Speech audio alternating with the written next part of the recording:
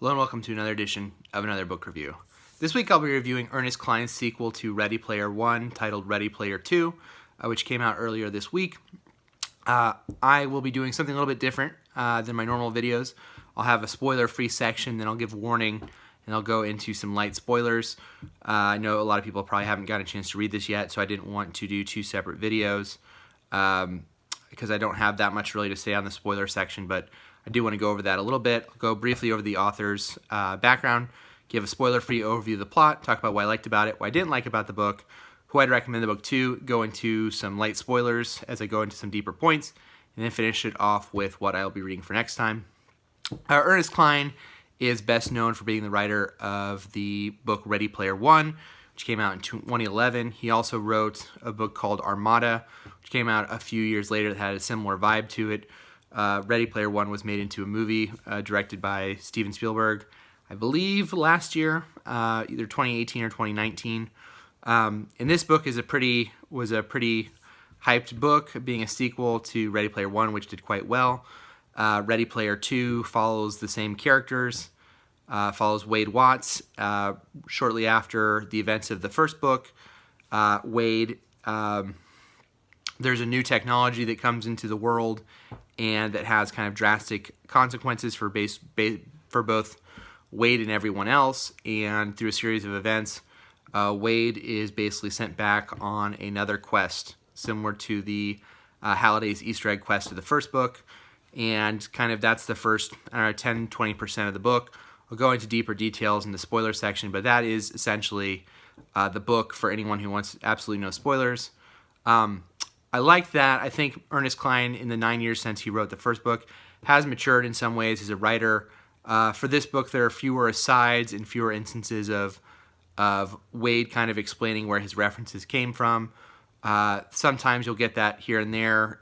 You'll get the, which of course was in reference to the 1985 text-based adventure game, whatever that game was. There's fewer of those things. I think, I think there were some pacing problems. I think overall, I think the book feels more restrained in good ways and in bad ways. But I think it kind of overall, Cline is getting better as a writer as he goes along. I think there are more philosophical issues that are raised in this book, especially in the first 10% of the book. I was reading it and I was pleasantly surprised that it wasn't going to be nothing against it, and this maybe sounds more pejorative than I mean it, but it's not as kind of airy and light as the first book. There's definitely more of a mature feel to it in terms of real philosophical questions that are raised here this time around that, again, I can get into deeper detail in the spoiler section, but it gave the book a different feel, a more mature feel.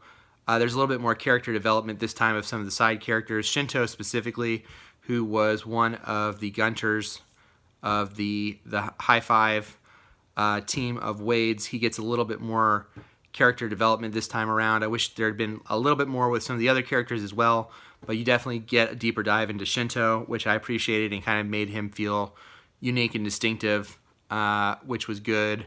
I think that there's some new characters that are introduced. They don't get as much screen time as I would have liked in the book, but I thought the new characters kind of offered Wade a slightly different relationship than he really has to a lot of the other characters in the book. So I thought that was a cool touch. There's a character who's introduced that essentially Wade becomes something of a mentor to, and I thought their relationship, while not as fully developed as I would have liked, I thought felt very sweet and real and different from the other relationships Wade has in the book. Some of the downside, like I said kind of before, it's not as fun as the first book. There's a little bit of a mature feel. I don't want to say that it feels almost like the book kind of runs out of gas at points, but the pacing feels a little off. It doesn't feel as quick and fun and just like go as the first book. I felt that the plot that drives it is not as simple or straightforward as the plot in the first book. The stakes don't feel as... while the stakes are very, very, very high in this book, it doesn't feel as interesting I guess is what I'm trying to say. The plot, the ending of the plot is a little predictable, so the plot doesn't feel like it drives as much of the action as maybe it should. There's some important things that happen off screen that are kind of off screen just due to page count that you don't kind of see, that are kind of done by side characters, which I thought was a little strange. And it just felt like, I guess overall, I think Ernest Cline kind of came into the book and had kind of two different directions he wants to take the book in. He could have taken it into more of a philosophical direction where there was kind of contemplation of this world, what it meant for these characters to own this giant corporation that had all this outsized power, like what to do with that power, how it should be distributed. That's all kind of touched upon in the first 10% of the book, and is not really dealt with in a realistic way, in my opinion, for the rest of the book. Summarily, and also, he also has kind of the light and fun side of the book, but because that kind of happens later in the book, it doesn't feel as total or as fun, and so the book feels a little bit like two halves that don't quite fit together. And I think that was kind of the thing that frustrated me the most, is there seemed to be an inability for him to kind of pick a path here. And I think the book suffers because of that. So I would recommend it to people who are really big fans of the first book. If you really enjoyed these characters and wanted to see where they went, then you may enjoy the book a little bit more than I did. Like I said, I felt that it was a weaker book than the first one, and the things I liked about it in the first one, some of those things do come back, but they don't come back as powerfully as they do in this book. So that is Ready Player 2. I will say, for anybody who wants to kind of cut off here, next week I will be reviewing The Accidental by Ali Smith, and if you make it past this point, I'm going to go into some spoilers of the book. If you're interested in hearing those, again, I'm going to give a spoiler warning really quick before I dive into some of the deeper points of the book. Spoilers begin in 3, 2, 1. So the main thing that drives the book is a technology that is essentially an empathy machine that gives people the ability to go into the Oasis in kind of a fully virtual, fully feeling way, to where there's no distinction between what is happening to them and what is happening to their avatars in the Oasis. Very similar to Being John Malkovich. The Matrix is obviously also kind of a point here where everything you experience, you really experience. There's the additional ability for people to download the experience of other people and basically relive those experiences. So what that does is it basically splits. There's the philosophical split between the High Five, who are kind of the five main characters of the last book, and Artemis and Ogden, who was the co-founder of the Gregarious Games, are against this technology. They don't want to have it. And Wade Watts and H and Shinto are all for it for different reasons, but there's a kind of philosophical divide between the two halves of the group. And I thought that was actually really handled well, and I think the idea that Ernest Cline was mature enough of a writer to look at all five of these characters, and show why they would be against what would be a very groundbreaking technology that would have long-lasting consequences on not only their company, but on the world as a whole. And I thought that was really good. I think my frustration is, at the end of the book, he goes back and kind of solves that problem in a paragraph. And these are things that people have been debating about for a long time, and I felt that was very easy answer to that philosophical question. And he kind of claps his hands and says, well, there'd be compromise, and that's that. And so that felt really kind of lazy to me, and I felt in a similar way to the first book, there's different worlds that the characters go to in this basically search for Easter eggs. The plot is really a little convoluted as to why the eggs are important and what the eggs do. The first book has a very clear motive for the player, for Wade Watts to win the contest. I felt like this motivation because it wasn't really tied to him, it felt less important. I think that the tie to Ogden, who is a secondary character in the first book, he kind of becomes a little bit, he's secondary in this book as well, but I don't know how many people read the first book and were like, I would like to know the continuing adventures of Ogden, the great and powerful Og. I think that was a mistake to kind of put the focus there, to put the focus on Og's wife, who was kind of in a something of a love triangle with Halliday in the first book. I think, again, kind of going back to the philosophical ideas, I think part of the undercurrent of this book is re-examining power structures and re-examining hero worship and all of those things. I don't think he is as talented as he needs to be to kind of pull that off, and I don't think he really ultimately faces up to and has a real dialogue about some of these things.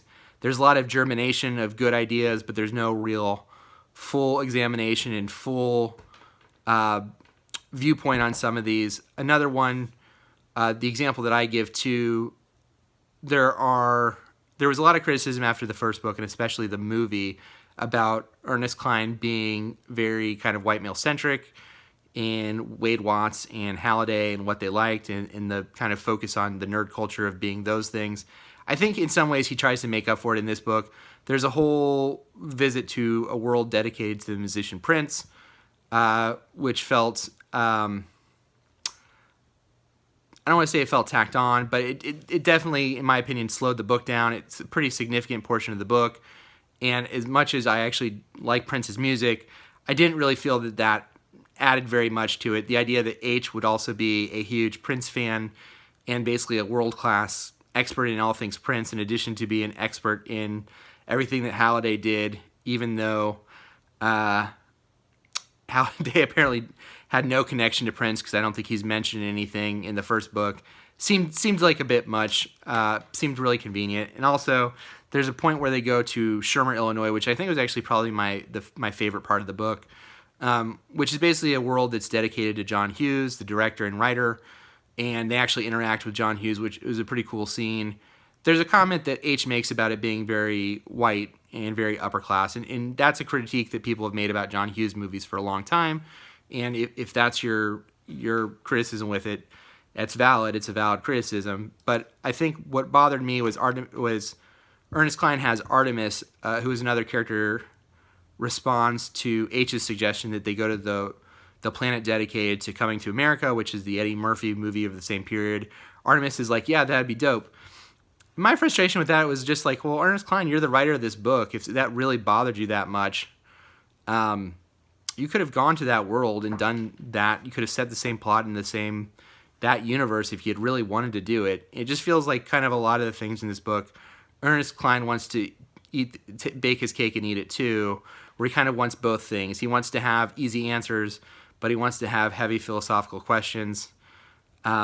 He wants to make sure people know he cares about diversity and inclusion, but he wants to not necessarily go to the worlds or characters and creations of creators who didn't really care.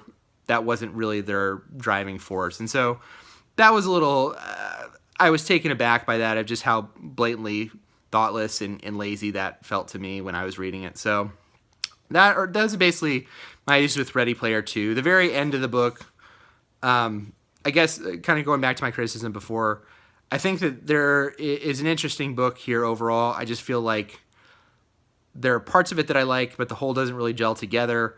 I think the idea of having a new character who is kind of like Wade Watts sees as a younger version of himself, so there you have kind of like the young person's nostalgia, which is a little hard to pull off, but I think Ernest Cline does actually pretty well in doing that. But that relationship doesn't really have time to blossom in the book, because you have these like 6 quests of the shards, and I think if there had been more time to do that, if the book didn't feel so much like a retread of the first book of this, well, we have to go on this quest to do this thing to make put the world back into balance, I think there would have been more time for the philosophical stuff. And kind of the flip side of that, if you hadn't had the philosophical stuff, you would have had more time to just have like fun adventures. And I feel like the fun adventure stuff, that stuff was all done in the first book. And like I said, I think some of these feel like they're running a little thin. I don't know if he could write this book again, because I feel he's gone through most of the references that he could between this, Ready Player One, and Armada. I feel like maybe he needs to do something else as opposed to like books that are based on pre-existing IP. And I feel like that, even though I did like the Shermer, I like the idea of the John Hughes characters all going to the same high school and kind of all interacting with each other. I thought that was fun. I don't know how many people are that deep on all those movies to where they would have enjoyed that as well. And kind of the target audience for the book is a little iffy to me. I don't know if it's people who are older than me. So that'll be interesting to see what reaction people had. But that was my kind of my rambling thoughts on Ready Player 2 by Ernest Cline. Thank you for watching. Please feel free to like the video, subscribe to the channel, and thank you. Bye-bye.